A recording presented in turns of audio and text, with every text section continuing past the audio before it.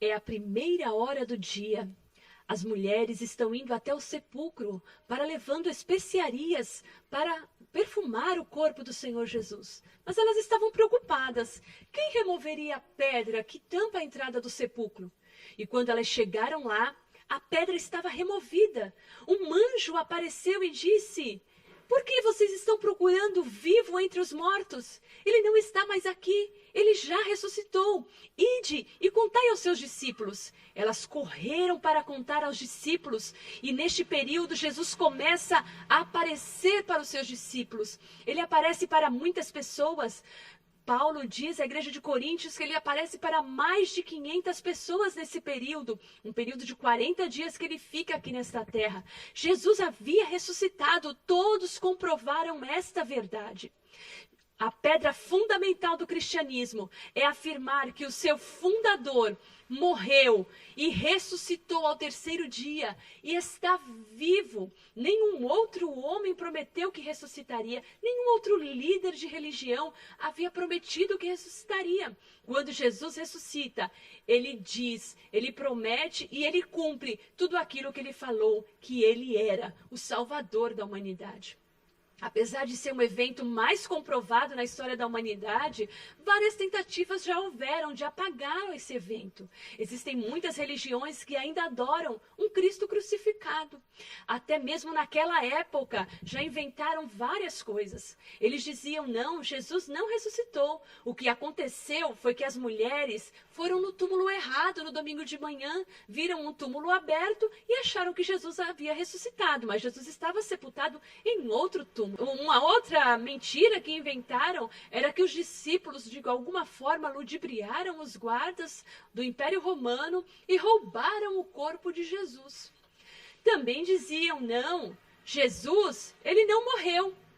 Ele foi sepultado, só que ali, naquele sepulcro grande, arejado, ele deitado ali, ele recobrou as forças e ele se levantou, de alguma forma, removeu a pedra, fugiu dos guardas e ele está vivo. Ele fugiu para algum lugar aí, ele não morreu. Na realidade, estão dizendo que ele ressuscitou, mas ele nem havia morrido. Essas e outras mentiras foram inventadas naquela época, mas nós podemos imaginar assim, se o Império Romano tivesse o corpo do Salvador Jesus, naquela pregação de Pedro, eles já poderiam comprovar e desmentir a pregação. Na primeira pregação de Pedro, ele disse: homens israelitas, escutai essas palavras. A Jesus Nazareno, homem aprovado por Deus entre vós, com maravilhas, prodígios e sinais, que Deus por ele fez por meio de vós, como vós mesmos bem sabeis.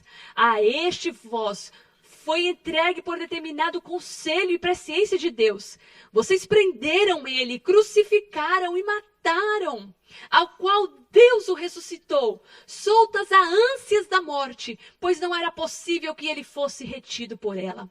Pedro prega com muito entusiasmo, dizendo que a morte não poderia deter o Salvador, o Criador, o Redentor, aquele que deu a vida por nós. Solto a ânsia da morte, porque ele não poderia ser retido por ela. Deus os ressuscitou ao terceiro dia. Se o Império Romano tivesse o corpo do Senhor Jesus, eles poderiam ter dito, levantado o corpo ali naquele momento e falado: Pedro, você é um mentiroso, olha o corpo dele aqui, ele não ressuscitou coisa nenhuma. Mas ele não tinha o corpo, porque Jesus já havia ressuscitado. E a morte do Senhor Jesus, ela nos deixa 3 provas para a nossa vida. Ela prova que Cristo é o Filho de Deus. Quando ele ressuscita, ele não só vence o pecado, mas ele vence também a morte, ressuscitando dentre os mortos. Romanos capítulo 1, versículo 4 diz assim: declarado Filho de Deus em poder, segundo o Espírito de santificação, pela ressurreição dos mortos, Jesus Cristo, nosso Senhor. Ele é declarado Filho de Deus. A partir do momento ali que ele ressuscita, ele prova a sua divindade e a sua filiação com o Pai, porque ele não é um Deus morto, ele é um Cristo ressuscitado.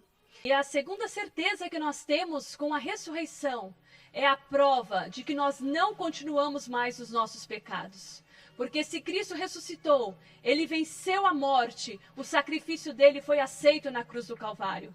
O apóstolo Paulo explica isso para a igreja de Coríntios, dizendo que se Cristo não tivesse ressuscitado, nós ainda estaríamos mortos nos nossos pecados e delitos, porque era uma prova de que o sacrifício de Jesus não havia sido aceito pelo Pai. Então nós seríamos os mais infelizes de todos os homens. Mas como Jesus ressuscitou, é a garantia de que o sacrifício dele foi aceito pelo Pai e hoje nós estamos perdoados dos nossos pecados. E a terceira prova que deixa para nós, como a ressurreição de Jesus, é que um dia nós também ressuscitaremos. A Bíblia diz que os nossos corpos mortais, corruptíveis, se revestirá de incorruptibilidade. Não teremos mais o pecado, não teremos mais dores, nosso corpo não terá mais doença, receberemos um novo corpo, seremos uma nova criatura diante de Deus lá no céu, quando receberemos a vida eterna com o Senhor Jesus. Você tem medo da morte? Será que é porque você ainda não conhece um Cristo que venceu a morte? É porque você ainda não acredita num Salvador que venceu a morte? Ele não está mais na cruz. Ele ressuscitou. E isso nos dá garantia de vida eterna, para que você não tenha mais medo da morte.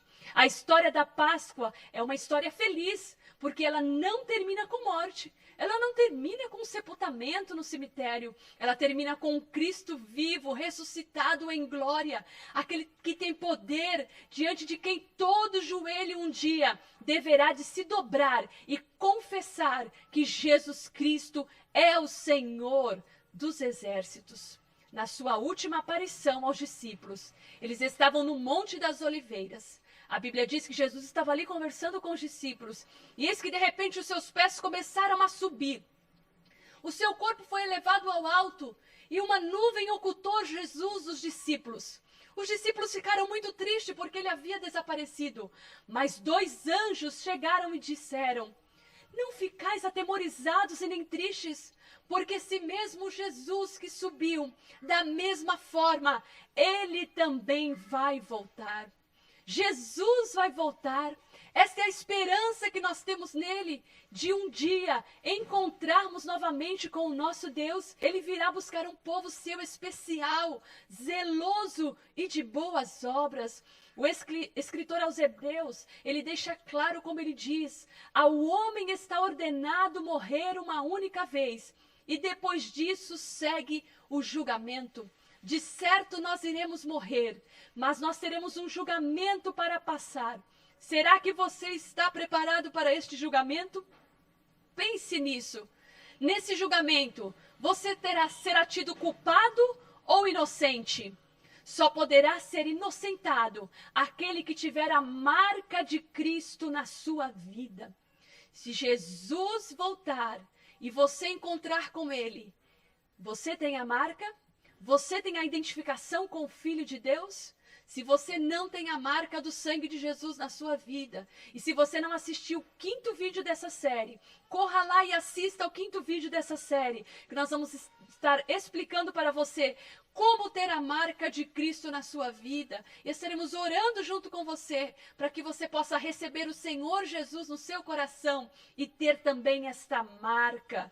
E se Cristo demorar a vir ainda para você, você pode morrer, porque a Bíblia diz que a nossa vida é como um vapor, a nossa vida é como uma fumaça. Estamos vivos hoje, não sabemos se até o final do dia continuaremos vivos, ou se dormiremos e acordaremos vivos no outro dia. Então esse já será o seu encontro com o Senhor. Esse já será o dia em que você irá se encontrar com Ele. Você está preparado para este encontro? Esteja pronto e preparado, acreditando no sacrifício de Cristo que foi morto na cruz do Calvário, mas ressuscitou ao 3º dia. Que Deus abençoe a sua Páscoa. Compartilhe esse vídeo com seus amigos. Assista com a sua família. Um bom domingo de Páscoa para você. Nos procure nas redes sociais. O projeto Bons Frutos pode te ajudar a fazer essa decisão por Jesus. Nos procure no Instagram, aqui no nosso canal do YouTube. Você pode deixar também os seus comentários. E também procure a nossa igreja. Procure uma igreja evangélica próxima da sua casa. A nossa igreja é a Igreja Batista Memorial de Santos. Ela fica na Rua Visconde de Cairu, número 33, no Campo Grande. Pode nos procurar. Procure a nossa igreja no Facebook. Assista às nossas pregações também ali no Facebook. E que Deus abençoe a sua vida. Tenha um domingo de Páscoa muito abençoado por Deus.